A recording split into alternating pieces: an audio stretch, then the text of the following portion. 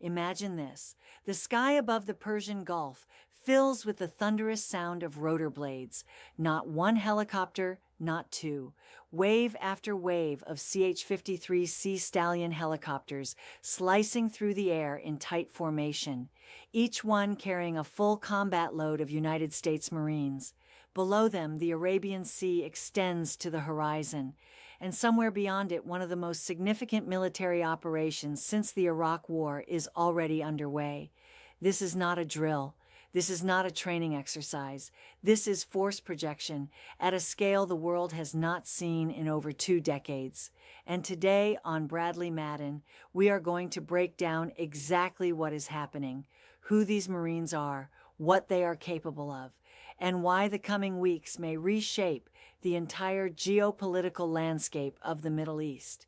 If you are new to the channel, make sure you subscribe right now. Bradley Madden delivers the most rigorous, comprehensive military and geopolitical analysis on YouTube.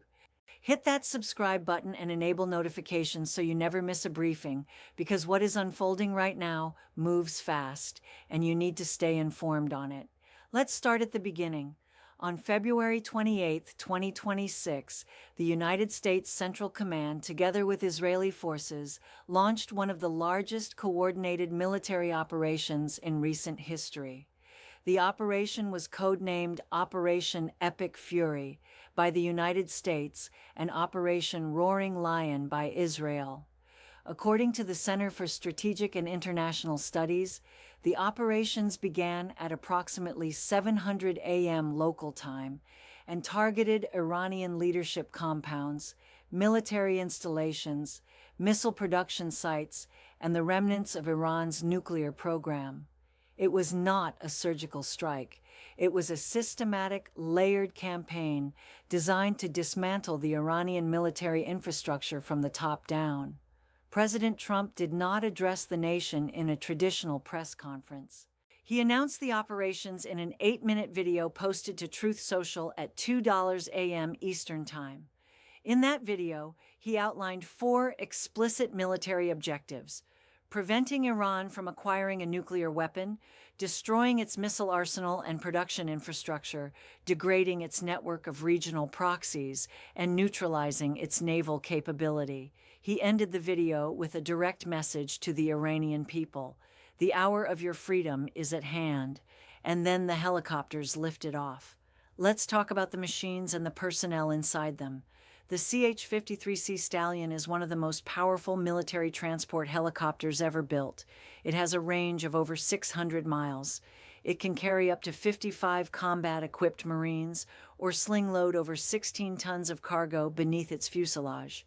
When you see one of these aircraft rise into the sky, you understand something visceral about American military power. Now picture dozens of them operating simultaneously. That is what rapid deployment looks like in practice. From liftoff to boots on ground, the operation can be completed in minutes. Once those aircraft take off, there is no turning back. And they were not alone in the sky. Alongside the CH-53s, CH-47 Chinook helicopters were being prepared for a different but equally critical mission. While one unit deployed troops into the operational zone, another was loading an M777 howitzer beneath the Chinook sling system, an artillery piece capable of firing precision rounds over 25 miles, transported through the air like a piece of cargo. Ground crews worked fast. Every connection was checked. Troops above, firepower below, all moving toward the same objective. This is how the United States Marine Corps operates. This is their doctrine. And right now, this doctrine is being executed in real time. Now let's talk about the scale of what has been assembled in the Middle East, because the numbers are remarkable. As reported by the War Zone and confirmed by U.S. Central Command, the USS Tripoli Amphibious Ready Group has officially arrived in the CENTCOM area of responsibility. The USS Tripoli is an America-class amphibious assault ship. She is 261 meters long, weighing 45,000 tons, and capable of operating as a light aircraft carrier for F-35B stealth jets, while simultaneously deploying Marines by air and by sea. She is not just a ship, she is a floating fortress. and she arrived carrying elements of the 31st Marine Expeditionary Unit, approximately 2,200 Marines and sailors, built around a reinforced battalion with artillery, amphibious vehicles, and specialized assault units. Alongside her, the USS New Orleans and USS San Diego, 3 ships moving together, one purpose, but the 31st MEU is only part of the picture. According to Stars and Stripes, the United States military is also deploying up to 2,500 Marines from the 11th Marine Expeditionary Unit, based at Camp Pendleton near San Diego, along with the USS Boxer Amphibious Ready Group. The USS Boxer, a Wasp-class amphibious assault ship, can carry F-35B Lightning II jets with vertical takeoff and landing capability, as well as attack and transport helicopters. As reported by The Hill, the Pentagon accelerated this deployment amid intensifying operations and growing speculation about potential ground action inside Iranian territory. Add those numbers together. 2 Marine Expeditionary Units, approximately 4,500 Marines and sailors in total, and that is before we account for the 82nd Airborne Division. As CNN reported, over 1,000 soldiers from the 82nd Airborne's Immediate Response Force have been ordered to the Middle East. The 82nd Airborne, based at Fort Bragg, is the United States Army's primary forced entry unit. They are trained to conduct parachute assaults into contested territory, seize airfields, and secure terrain for follow-on forces. Their immediate response force is a brigadized element of roughly 3,000 soldiers capable of deploying anywhere in the world within 18 hours. Major General Brandon Tegmeer, commander of the 82nd Airborne Division, has deployed to the region along with division staff. These are not support troops. These are combat soldiers. Combined with the 82nd Airborne Contingent, the Atlantic Council estimates that nearly 7,000 additional U.S. troops have been deployed to the region since the conflict began, and that number continues to grow. Now, before we go any further, we want to take a brief moment to thank the sponsor of today's video. Bradley Madden is committed to bringing you independent, uncompromising analysis, and your support makes that possible. Now, back to the situation unfolding in the Gulf. Let's talk about what these forces are actually designed to do. Because there is a difference between deploying troops and deploying the right troops for the right mission. A Marine Expeditionary Unit is not simply an infantry unit. It is a self-contained, fully integrated combat force. It has its own air support, its own logistics, its own command structure. As military expert Michael Hackett explained to the Jerusalem Post, only an MEU can conduct the type of ship-to-shore deployment operations being contemplated in the Gulf. No other unit in the United States military is specifically organized to launch amphibious operations of this size, scope, and scale from sea to land. The MEU is built around the Marine Air Ground Task Force concept, or MAGTF. It contains 4 core elements: a command element that exercises unified control, a ground combat element built around an infantry battalion reinforced with artillery and amphibious vehicles, an aviation combat element with helicopters, MV-22 Ospreys, and F-35Bs, and a combat logistics battalion to sustain the force once deployed. Everything they need is already on the ships. They do not rely on outside infrastructure. They are designed to arrive, operate, and sustain themselves independently. That capability matters enormously right now because the mission they may be asked to perform is extraordinarily complex. As Time magazine reported, Secretary of State Marco Rubio told a congressional briefing that the United States may need to physically secure nuclear material inside Iran. People are going to have to go and get it, Rubio said. While no ground operation has been authorized at the time of this recording, that statement alone tells you something critical. The options being discussed at the highest levels of American government require exactly the kind of rapid, precise, self-sustaining force the Marine Corps provides. And here is where it gets interesting. The 11th MEU carries with it a combat record that stretches back to the Gulf War. In 1990 and 1991, it formed part of an amphibious deception plan that tied down Iraqi forces along the Kuwaiti coast, allowing coalition ground forces to execute their flanking maneuver with devastating effect. In 2004, the 11th MEULed operations in Iraq's Najaf province. These are not untested formations. These are battle-experienced units with institutional memory that extends across decades of complex high-stakes operations in this very region. The 31st MEU, meanwhile, is the Marine Corps' only permanently forward-deployed expeditionary unit based in Okinawa, Japan. It finished Exercise Iron Fist 26, a major joint training exercise with Japanese forces on March 9, 2026. Just weeks later, it was steaming west across the South China Sea toward the Middle East.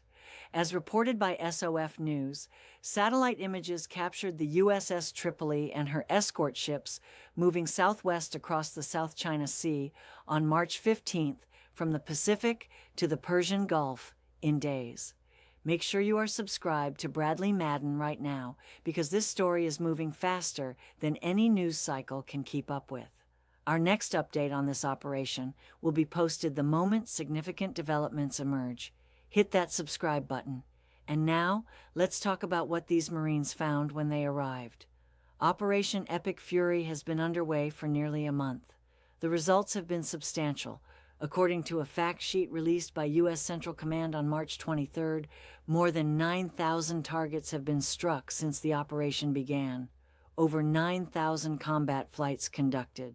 The targets include missile sites, air defense systems, Islamic Revolutionary Guard Corps command centers, and weapons production facilities. As chairman of the Joint Chiefs of Staff, General Dan Caney confirmed, Iran's naval forces have been rendered effectively neutralized. Iran's missile manufacturing capability has been driven to zero, according to Israeli intelligence estimates cited by SOF News, and over 70% of Iran's missile launchers have been destroyed. These are not preliminary estimates. These are post-strike assessments. General Caney confirmed the combat debut of a new American weapons system during Operation Epic Fury. The Precision Strike Missile, or PRSM, a short-range ballistic missile capable of reaching deep into adversary territory with extraordinary precision. When Kane asked a crew member to walk him through a fire mission, the soldier looked at him and said, "It's remarkable." That is not a quote designed for a press briefing. That is the unfiltered reaction of a soldier who watched his weapon perform exactly as designed in real combat conditions. On the naval side, the operation has been equally decisive. According to Defense Update, the IRGC drone carrier Iris Shahed Baghari, converted from a container ship and capable of operating Shahed series UAVs, was struck and disabled within hours of the opening of Operation Epic Fury.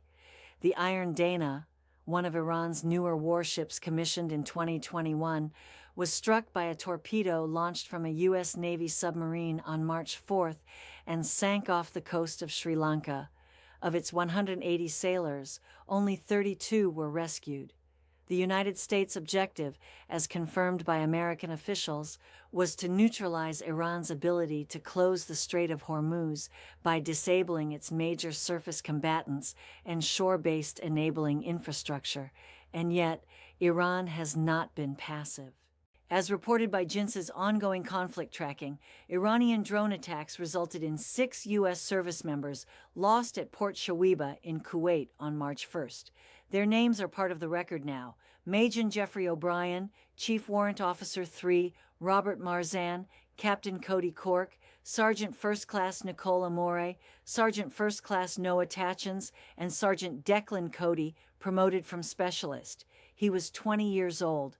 In total, 13 American service members have fallen during Operation Epic Fury as of the most recent reporting. These are real people, every one of them trained for exactly the kind of conditions they faced, and every one of them represents the human cost of the geopolitical decisions being made in Washington and Tehran. Iran has also escalated its attacks against Gulf states. According to JINSA's March 16th update, the UAE intercepted 6 Iranian missiles and 21 drones in a single engagement. Dubai International Airport was temporarily suspended. The Fujairah port sustained a fire. Iranian strikes targeted Saudi Arabia in increasing volumes. On March 16th, approximately 45% of all Iranian attacks were directed at Saudi Arabia, up from 20% just one day earlier. The goal of these strikes is transparent and deliberate. Iran is attempting to raise the price of oil, and it is working. Following the reduction in Strait of Hormuz traffic, oil prices exceeded $100 per barrel and reached $114 per barrel, the highest level since the COVID-19 pandemic. Analysts have warned that if this trajectory continues, the world could be facing a global economic recession. Gas prices have risen across multiple continents. Southeast Asia began experiencing significant petroleum product shortages toward the end of March. The Strait of Hormuz is not an abstraction. Roughly 20% of the world's oil supply passes through that narrow waterway. When it closes, the entire global economy feels it. That is exactly why Iran views control of the strait as its most powerful strategic lever. And that is exactly why the United States Marine Corps is now assembling outside it. Defense Secretary Pete Hegseth addressed the strait directly. He said the only thing prohibiting transit right now is Iran targeting commercial shipping, and that the United States has a plan for every option and will not allow the strait to remain contested. So what happens next? Here is where the analysis becomes critical, because the force being assembled tells us something very specific about the kind of operation being considered. As Al Jazeera reported, citing military analyst Michael Stewart, the force currently deploying to the Gulf is consistent with discrete time-limited operations, not a sustained ground campaign. Both Marine Expeditionary Units and the 82nd Airborne are rapid response modular forces designed for raids, seizures of key terrain, and short-duration missions. What is notably absent, Stewart noted, are the heavy armored units, logistics, depth, and command structures required for a prolonged land conflict. This is a force that can act quickly and selectively. Compare that to historical precedent. The 2003 invasion of Iraq, a country roughly one-quarter the size of Iran, required approximately 160,000 troops. The current combat force, not including supporting sailors and logistics personnel, comprises 2 Marine battalions and 2 airborne battalions. Together, roughly 3,600 direct combat troops. That is not an invasion force. That is a precision instrument. The most likely missions for these forces include maritime raid operations, such as seizing and holding gas and oil platforms in the strait, amphibious assaults on specific coastal targets, rapid seizure of key infrastructure, and potentially, as Secretary Rubio suggested, securing Iranian nuclear material at designated locations. And as the Atlantic Council's asset tracker confirmed, approximately 24% of the entire Arleigh Burke-class destroyer fleet is currently deployed in Operation Epic Fury. That is a remarkable commitment of naval firepower, one that creates real capability gaps in other theaters. The tracker specifically noted that this deployment is stressing U.S. military assets in ways that will have direct implications for Indo-Pacific readiness and the United States' ability to credibly deter Chinese aggression. That is the hidden cost of Operation Epic Fury. Every carrier strike group, every destroyer, every MEU committed in the Gulf is one that cannot be positioned off the coast of Taiwan. But let's talk about what is happening on the ground in the field, because these operations give us a window into something that data and statistics cannot fully capture. Think about what it means to deploy into a raw position in the field. No prepared base, no pre-positioned shelters. Marines establish a defensive perimeter, Crew-served weapons are positioned to cover key approach routes. Watch rotations are assigned. Some dig shallow fighting positions. Others lay out their gear, sleeping bags, ammunition within reach, water from canteens. As the temperature drops, the night gets harder. No cover above them, just the open sky. Through the night, helicopters continue to arrive, flying in low, using night vision, bringing in more equipment with every run: ammunition, anti-tank weapons, mortars, medical supplies. Piece by piece, the position becomes stronger, because out there, survival depends on preparation and staying ready through the night. At first light, the mission begins. Marines move out from their positions, breaking into squads, heading toward assigned sectors. Their first task is reconnaissance, understanding the terrain before anything else. They move slowly, deliberately, every step controlled, every movement calculated, scanning the landscape, identifying natural cover, marking ridgelines and hidden ground that could conceal movement. Because out there, what you do not see matters just as much as what you do. Sniper teams move to high ground positions with concealed angles, watching key areas from a distance.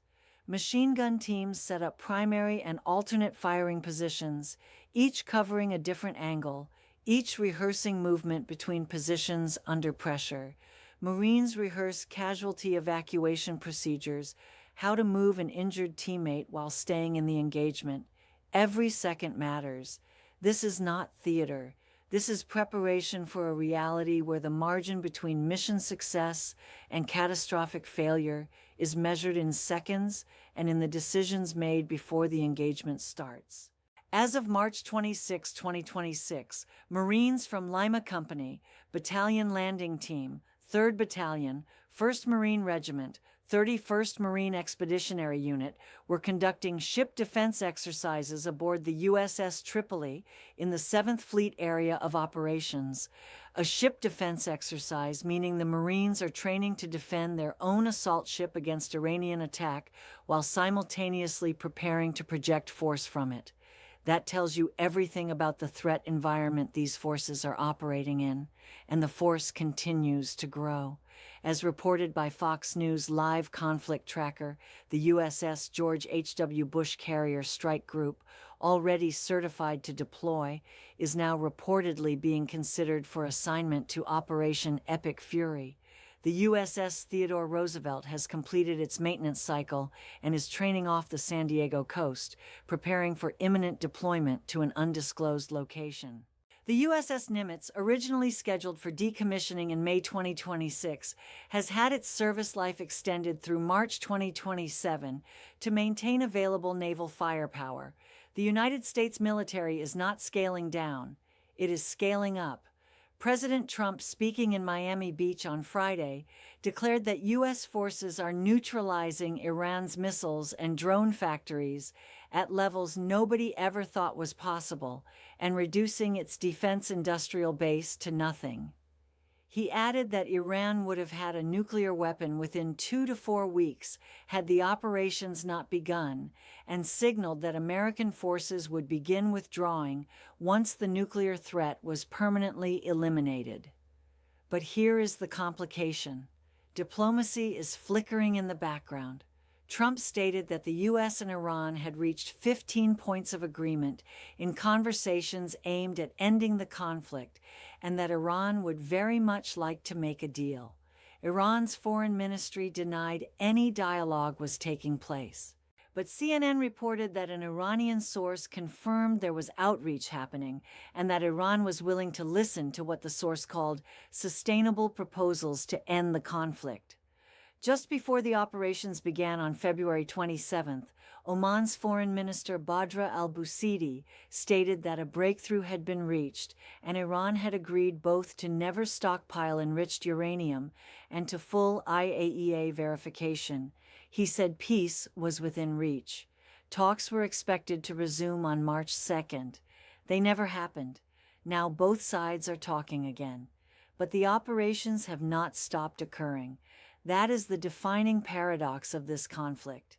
Military escalation and diplomatic outreach are happening simultaneously in the same moment, feeding each other and undermining each other at the same time. What does that mean for the Marines now positioned in the Gulf? It means they remain on alert, ready for orders that may never come if diplomacy succeeds, or ready to execute within hours if it fails. The CH-53s are fueled, the artillery is pre-positioned, the sling loads are ready, and somewhere in the darkness over the Arabian Sea, Marines are awake on watch rotation, weapons within reach, watching the horizon. That, my friends, is the reality of what you are watching unfold right now. We will, of course, continue to bring you updates as this operation develops. The next 72 hours are critical. Diplomatic channels are active. Military pressure is at its peak, and the decisions made in Washington and Tehran and on the deck of the USS Tripoli in the coming days will determine whether this conflict ends with a negotiated settlement or escalates into something larger than anyone has yet contemplated. If you found this analysis valuable, then do one thing right now: subscribe to Bradley Madden.